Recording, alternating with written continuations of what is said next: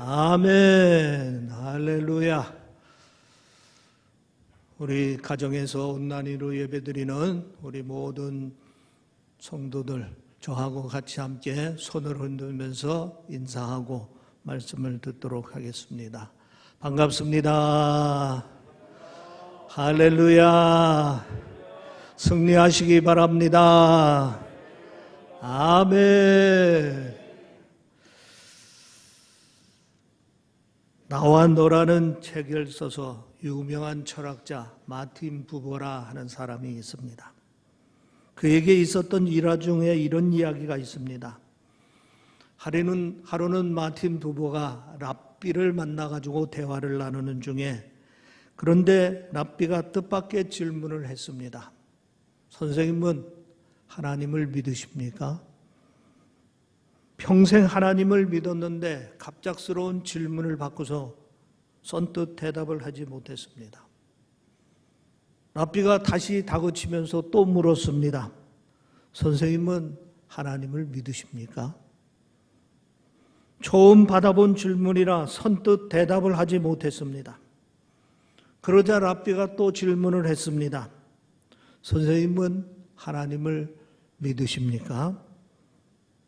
자기가 평생 하나님을 믿어왔고 또 하나님 믿음에 대해서 한 번도 의심해 본 일이 없고 또 하나님을 믿는다고 이렇게 생각해 온 자기인데 선뜻 대답하지를 못하고 한참 머뭇거리다가 예, 제가 하나님을 믿습니다.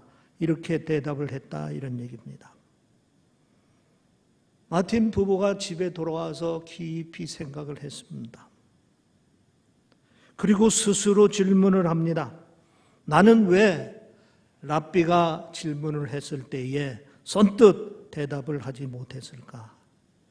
평생 하나님을 믿어왔고 하나님에 대하여 그렇게 많은 말을 해온 나인데 왜 내가 머뭇거리면서 대답을 하지 못했을까? 부부는 대답을 찾았습니다. 그리고 이렇게 정리를 했다고 합니다. 그동안 나는 3인칭의 하나님에 대해서는 익숙했지만은 2인칭의 하나님에 대해서는 익숙하지를 못했다. 그러니까 마틴 부부는 객관적으로 하나님에 대해서 연구했고 하나님에 대해서 책을 쓰고 강의를 해왔습니다. 그래서 3인칭의 하나님에 대해서는 익숙한 삶을 사는 것입니다. 그런데 하나님 앞에 홀로 서서 하나님 앞에 자신이 직접 만나본 그 하나님에 대해서는 생각지를 못했던 것입니다. 그래서 2인칭의 하나님에 대해서는 익숙하지를 못했던 것입니다. 오늘 우리들 중에도 이런 분들이 많이 있습니다. 교회를 오랫동안 다녔습니다. 하나님에 대하여 많은 지식을 가지고 있습니다. 하나님에 대하여 많은 이야기도 했습니다. 그래서 3인칭 하나님에 대해서는 아주 익숙합니다. 그러나 하나님 앞에 홀로 서서 하나님을 독대해 본 체험이 없습니다. 하나님 앞에서 나의 하나님이라고 고백하여 본 그런 일이 없습니다. 그래서 2인칭 하나님에 대해서는 익숙치를 못한 것입니다. 마태복음 16장 15절에 보면 예수님께서 제자들에게 묻습니다. 너희들은 나를 누구라고 그러냐? 제자들이 예수님에 대해서 말을 전하는데 이렇게 얘기합니다. 어떤 분은 선지자 중에 큰 자라고 합니다. 어떤 분은 엘리야라고 합니다. 제자들은 남들이 이야기하는 3인칭 예수에 대해서만 말씀을 할 수가 있었던 겁니다.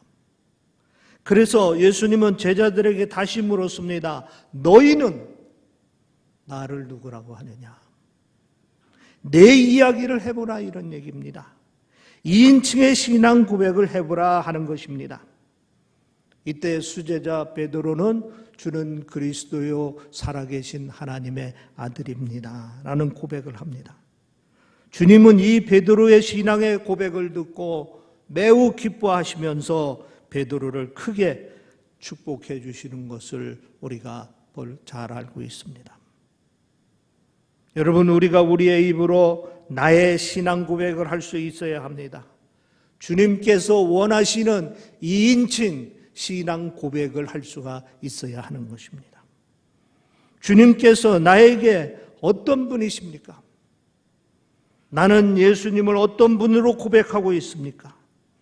이 시간 이 점에 대해서 깊이 헤아려 보시기를 바랍니다. 그러면 우리가 우리 입으로 예수님을 무엇이라고 고백합니까? 2000년 동안 기독교가 예수에 대하여 고백해온 신앙 고백 중에 가장 대표적인 것은 사도신경입니다. 전능하사 천지를 만드신 하나님 아버지를 내가 믿으며 그 외아들을 우리 주 예수 그리스도를 믿사오니 이는 성령으로 잉태하사 동정녀 마리아에게 나시고 그 외아들 우리 주 예수 그리스도를 믿는다고 고백합니다. 그러니까 지난 2000년 동안 모든 그리스도인들은 한결같이 예수 그리스도가 우리 주, 나의 주님이라고 고백을 해왔습니다. 이제 우리도 같은 고백을 해야 합니다. 나는 주 예수 그리스도를 믿습니다. 다시 말하면 나는 예수 그리스도를 나의 주님으로 믿습니다.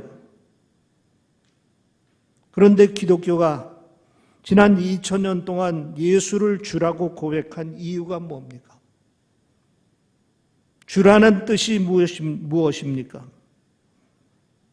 초대교회 시절 교인들이 가지고 있는 문제 중에 하나가 예수님에 대한 적절한 호칭 문제가 있었습니다. 예수 그리스도를 무엇이라 호칭을 하여야 가장 적절한 호칭이 될까 그 필요를 느꼈던 것입니다. 물론 당시에 신약 성경에는 예수님을 부르는 호칭들이 여럿이 있었습니다. 메시아, 인자, 하나님의 아들, 그리고 다윗의 아들 등등 여러 가지 호칭이 있습니다. 그러나 이런 호칭들은 유대인들에게는 익숙하지만은 헬라 문화권에서 살은 이방 출신의 그리스도인들에게는 적절치가 않았던 것입니다. 예를 들어 메시아, 다윗의 아들, 이와 같은 호칭은 이스라엘 역사를 알아야만이 이해가 되는 호칭입니다. 인자라는 호칭은 특히 유대 묵시 사상을 그 배경을 알아야만이 이해가 될 수 있는 호칭입니다. 특히 하나님의 아들이라는 호칭은 그리스도 신화에 나오는 헬라크레스 같은 반신반인의 영웅으로 오해를 할 수도 있는 호칭입니다. 성령의 도움으로 초대교회 성도들이 유대 출신의 그리스도인과 이방 출신의 그리스도인들이 모두가 적절하게 부를 수 있는 그 호칭을 찾아냈습니다. 그리고 이방 세계의 복음을 전할 때 아주 적절한 호칭을 찾았습니다. 바로 그것이 큐리오스, 주라 하는 호칭입니다. 물론 주라는 호칭은 일반인들 사이에서도 널리 통용됐던 호칭입니다. 가장 보편적으로 노예가 자기 주인을 주라고 불렀습니다. 그리고 제자가 스승을 부를 때 또는 존경하는 어른을 부를 때 주라고 불렀습니다. 그래서 복음서에는 예수님을 이런 뜻에서 주라고 부르기도 했습니다. 그러나 초대교회는 전혀 다른 뜻으로 예수님을 주라고 부르기 시작했습니다. 오늘 본문에서 이 사실을 확인할 수 있습니다. 9절 말씀에 보면은 내가 만일 내 입으로 예수를 주로 시인하며 또 하나님께서 그를 죽은 자 가운데서 살리신 것을 내 마음에 믿으면 구원을 받으리라. 그리고 10장 13절에 보면 또 이렇게 말하고 있습니다. 누구든지 주의 이름을 부르는 자는 구원을 받으리라. 초대교회가 예수를 주라고 부르기 시작하면서 이 주라는 말의 의미가 달라집니다. 과거에는 단순히 상전 또는 존경하는 분이라는 뜻이었지만은 이제는 주라는 말이 구원이라는 개념이 담기기 시작했던 것입니다. 그래서 주라는 말은 전적으로 신학적인 호칭이 되었습니다. 초대교회 성도들은 예수 그리스도는 우리의 주님이시다 고백했습니다. 이것은 그리스도인들만이 고백할 수 있는 특별한 고백이었습니다. 그런데 그리스도인의 특별한 고백은 중요한 전제가 있습니다. 고린도전서 13장 3절에 보면 이렇게 말하고 있습니다. 또 성령으로 아니하고는 누구든지 예수를 주라 할 수 없느니라. 성령의 역사가 아니고는 아무도 예수를 주라고 고백할 수 없다 하는 것입니다. 초대교회 성도들이 예수를 주라고 고백하는 것은 성령의 역사입니다. 그러니까 아무나 예수를 주라고 고백할 수 있는 것이 아니고 성령이 깨닫게 해주시고 고백하게 해주시는 사람들만이 예수를 주라고 고백할 수가 있는 것입니다. 그래서 이 고백은 하나님께서 주신 고백입니다. 오늘도 특별한 사람들만 예수를 주라고 고백할 수 있습니다. 성령의 감동을 받은 사람들만 예수를 주라고 고백할 수 있습니다. 그러면 우리가 성령의 감동을 받아 예수를 주라고 고백하는 것은 구체적으로 무엇을 고백하는 것입니까? 그 첫째가 예수가 나의 구주라 하는 사실을 고백하는 겁니다. 예수가 나의 구주라 하는 사실을 고백하는 겁니다. 초대교회 성도들이 예수를 주라고 부르게 된 가장 우선적인 이유는 저들이 예수 때문에 구원받았기 때문에 그런 것입니다. 그래서 주라는 말은 다른 말로 구주라 하는 뜻입니다. 구원을 주시는 주님이라 하는 말입니다. 그러면 구원이라는 것이 무엇입니까? 왜 기독교는 구원을 말하고 있습니까? 우리가 예수를 믿고 나면은 과거에 보지 못했던 것을 보게 되고 과거에 깨닫지 못한 것을 깨닫게 됩니다. 비로소 하나님께서 살아계신 분이라는 점을 깨닫습니다. 그리고 하나님 앞에 서게 되는 체험을 합니다. 우리가 하나님 앞에 서게 되면서 제일 먼저 깨닫는 것이 있습니다. 그것이 뭐냐? 내가 죄인이라 하는 사실인 것입니다. 나는 도무지 하나님 앞에 설 수 없는 존재라는 사실을 깨닫게 됩니다. 하나님의 말씀대로 살지 못했다는 점을 인정하지 않을 수 없습니다. 그래서 탄식하고 절망하는 겁니다. 바울은 이때 이렇게 절규했습니다. 오호라 나는 곤고한 사람이로도다 이 사망의 몸에서 누가 나를 건져내랴. 자기 안에 있는 죄를 깨닫고 자기 힘으로 그 죄에서 벗어날 수 없음을 절규하는 것입니다. 우리가 예수를 인격적으로 만나고 거듭나게 될 때 제일 먼저 우리는 우리 자신이 죄인이라는 사실을 뼈저리게 깨닫게 되는 겁니다. 그리고 내 힘으로는 죄의 문제를 해결할 수 없다는 사실을 뼈저리게 체험합니다. 그런데 이때 성령께서 우리에게 또 다른 깨달음을 주십니다. 하나님께서 우리를 구원하시기 위해 놀라운 계획을 가지고 계시다는 것입니다. 이미 우리를 구원하시기 위해서 놀라운 역사를 이루어 놓았다는 사실입니다. 하나님이 우리를 사랑하사 독생자 예수를 이 땅에 보내주셨고 우리의 죄를 대신 지시고 십자가에 달려 죽으셨던 것입니다. 이제 우리는 이 예수를 우리의 구주로 영접하기만 하면 우리는 모든 죄를 용서받을 수 있게 된다는 사실입니다. 바울은 이 점을 깨닫고 이렇게 선포했습니다. 이제 그리스도 예수 안에 있는 자에게는 결코 정죄함이 없나니 그리스도 예수 안에 있는 생명의 성령의 법이 죄와 사망의 법에서 너를 해방하였습니다.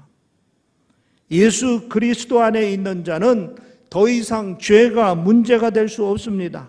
이미 예수 그리스도께서 우리의 죄를 다 담당해 주셨고 용서해 주셨기 때문에 더 이상 정죄함이 없습니다.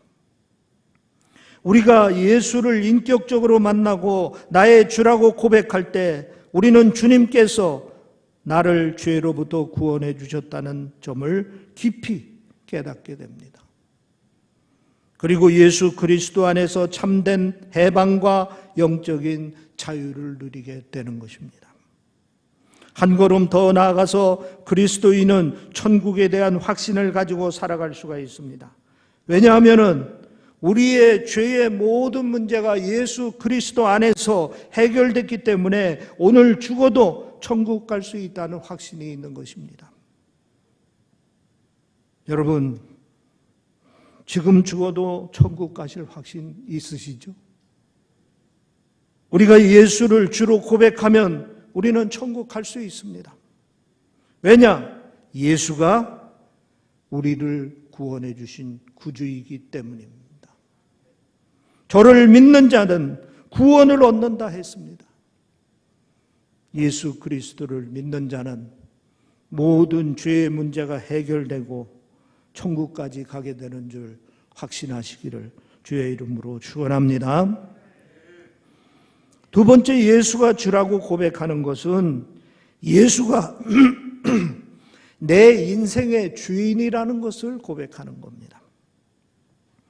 초대교회 성도들이 예수를 주라고 고백하게 된 또 하나의 이유는 예수가 온 만물의 주인이시고 교회의 주인이시고 나아가 그리스도 개개인의 인생의 주인이시라는 점을 믿기 때문입니다.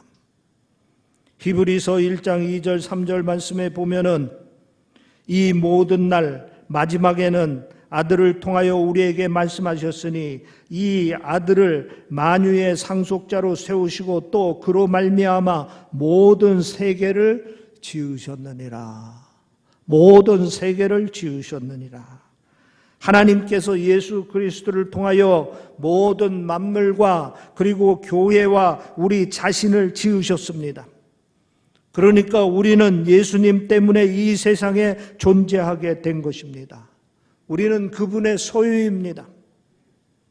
그리고 3절 말씀에 보면 이는 하나님의 영광의 광채시요 그 본체의 형상이시라. 그의 능력의 말씀으로 만물을 붙드시며 그 능력의 말씀으로 만물을 붙드시며 하나님께서 예수 그리스도를 통하여 이 세상 만물을 다스리시고 보살피시고 인도하십니다.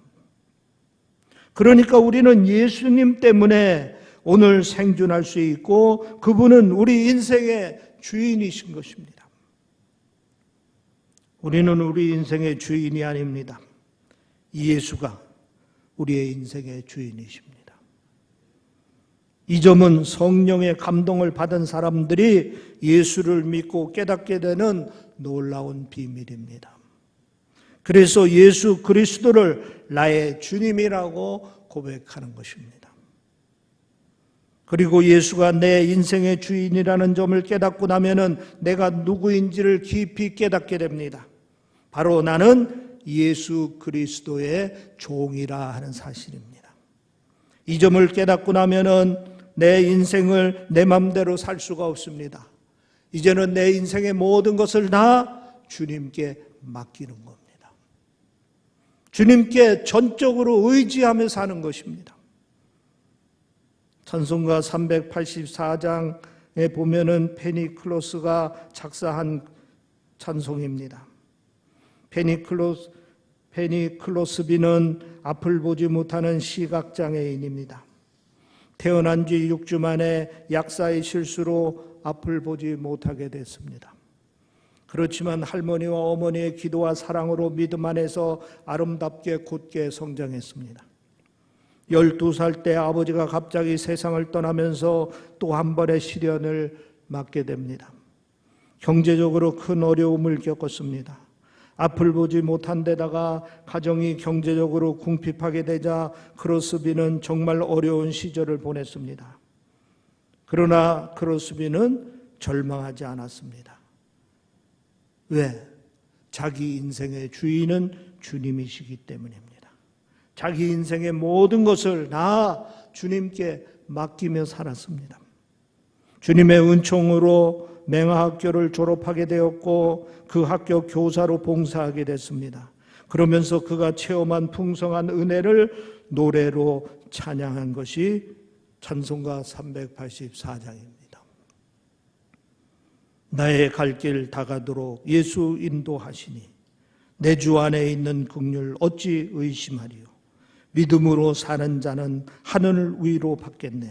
무슨 일을 만나든지 만사 형통하리라. 무슨 일을 만나든지 만사 형통하리라. 예수를 내 인생의 주인으로 고백하면서 사는 사람은 이렇게 세상 사는 동안에 주님의 위로와 인도하심을 체험할 수가 있습니다. 여러분, 우리는 나의 입술로 나의 신앙 고백을 하여야 됩니다. 예수님을 나의 주님이라고 고백하며 살아야 합니다. 예수님은 나의 구주이십니다. 예수님은 나를 구원하여 주셨습니다. 예수님은 내 인생의 주인이십니다. 예수님은 내 인생을 인도하시고 돌보시고 다스리십니다. 주님 앞에 서서 주님은 나의 주님이심을 고백하는 여러분들이 되시기를 주의 이름으로 축원합니다. 기도하겠습니다. 아멘. 할렐루야. 아버지 하나님, 예수 그리스도를 나의 주님으로 믿고 고백하게 하시니 아버지 하나님 감사합니다. 예수 그리스도를 나의 주인으로 섬기고 순종하며 살게 하시니 아버지 하나님 감사합니다. 구원의 확신을 가지고 천국의 확신을 가지고 살 수 있도록 인도하여 주시옵소서. 세상 사는 동안에 주님의 위로와 인도하심을 체험하면서 사는 삶이 될 수 있도록 인도하여 주시옵소서. 특별히 신림교회에 속한 우리 모든 성도들을 주께서 축복하여 주시어서 주님, 저들과 항상 동행하여 주시옵소서. 승리케 하여 주시옵소서. 주님 바라보며 날마다 하나님 영광의 길을 걸어가는 성도들이 될 수 있도록 주여 축복하여 주시옵소서. 코로나 사태로 인하여 대면 예배를 드리지 못하는 안타까운 상황 속에 있습니다. 그러나 성령은 우리를 주 안에서 하나 되게 하시는 줄 믿습니다. 주 안에서 교제하게 하시는 줄 믿습니다. 하나님을 섬기는 모든 성도들을 축복하여 주시어서 저들이 있는 가정에서, 저들이 있는 처소에서 주의 말씀을 의지하며 순종하며 열매 거두는 삶이 될 수 있도록 주여 축복하여 주시옵소서. 감사하며 우리 주 예수 그리스도의 이름으로 기도하옵나이다. 아멘. 말씀에 많은 은혜 받은 줄 믿습니다.